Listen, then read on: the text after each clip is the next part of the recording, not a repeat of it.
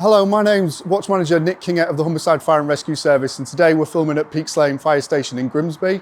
We're going to be talking today about service delivery and what that means within the Fire and Rescue Service. So we have response within a fire station, which is what we're going to show you today, one of our fire engines, but we also have a section called Emergency Preparedness.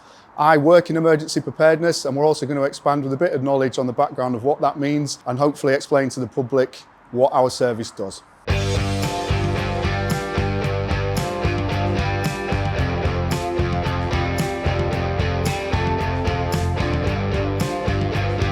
So today I'm going to be showing you the fire engine. We have several lockers on the fire engine and each one represents a different part of our role. Obviously we respond to fires, but we also respond to rescues. So the first locker I'd like to show you here on my right hand side was going to look at RTCs, which stands for road traffic collisions, and I'll show you the tools that we have available for our use. So as you can see, we've got several shelves within the locker. The main bread and butter of what we generally use at incidents, if it's been involved in a crash, we have our cutting gear. Now in Humberside, we have battery cutting gear. And what I mean by battery is it simply has a battery on to generate it. So we've gone away from using hydraulic tools. Here we have cutters, so we use those for cutting the metal. At the side, we have something called a spreader. So if you can imagine, if metal has been crushed, sometimes we need to be able to create space. So we have a battery spreader here.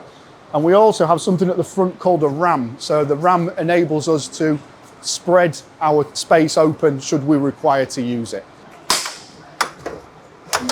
We have several other things relating to RTC, but as you can see up here, we have a casualty care facility. So we have oxygen cylinders, we have our casualty care bag, and we have defibrillators. We have things such as stability equipment within the locker. So we don't want the car to move should it be involved in a crash. So we have things like blocks and chocks to hold it in place. And we have something called Harmatro V-struts, which basically create an A-frame around the vehicle. So we have lots of different pieces of equipment. So there's other different bits and bobs there, but I'd like to move on to the next locker. So on here we have different lengths of hose. This is called a hose reel, which we generally use at smaller incidents. So things like bonfires, people burning small waste, or we can actually use it in a house fire also because it's very quick to use. It's stored on a drum. We're able to pull it off on a geared system here. Here's the brake. So we can get the water to work relatively quickly. However, whilst it is fast, it doesn't deliver that much water. So should we want to deliver more water, we carry 45mm hose, and we also carry our 70mm hose. And what that means is we are able to deliver water via something called a branch. And this is how we get the water to the incident ground when we need more water than what a hose reel can provide. So in the final locker I'd like to show you, whilst everything is bagged in here, this is our water rescue locker. So we have different risks in the community. Being where we are in Grimsby, we have a mud risk when the tide goes out by the river on the estuary.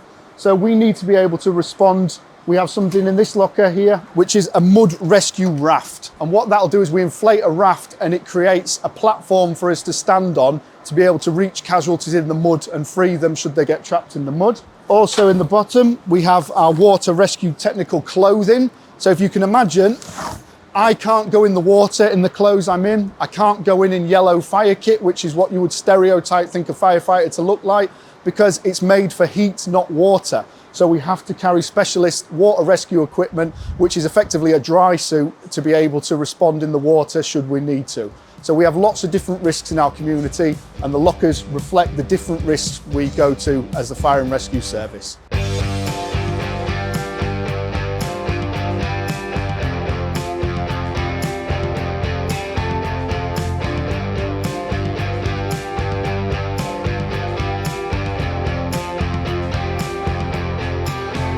Okay, so we're on the other side of the fire engine now. The other side is known as the near side. I'm now on the off side of the fire engine.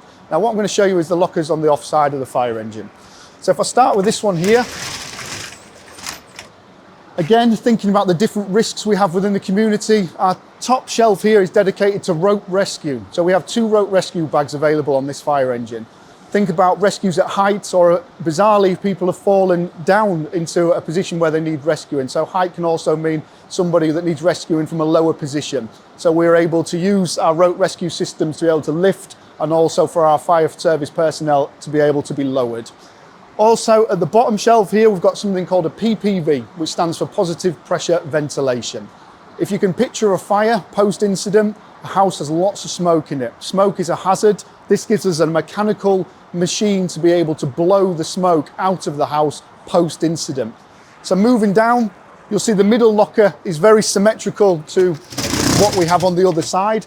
Basically, it just depending on what side of the incident is when the fire engine gets there, this gives us resilience to be able to deliver water to the fire.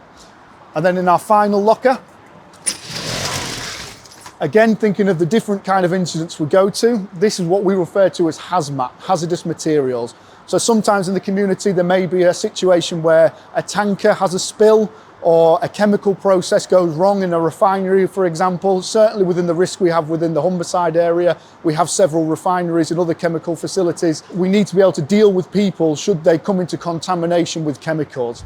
Here on the top shelf, we have something called a disc robe pack. So if you've ever found yourself in a situation where fire service personnel needs to ask you to take your clothes off as a result of being contaminated with a chemical, we have the facilities to be able to give you some form of clothing at the incident.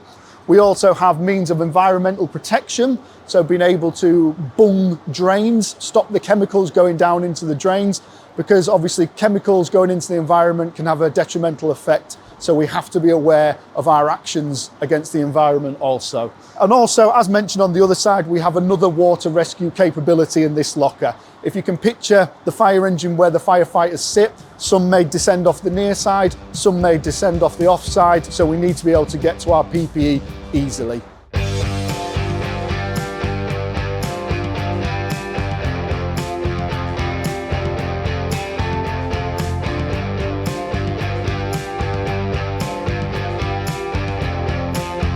When you join the Fire and Rescue Service, you join as a firefighter.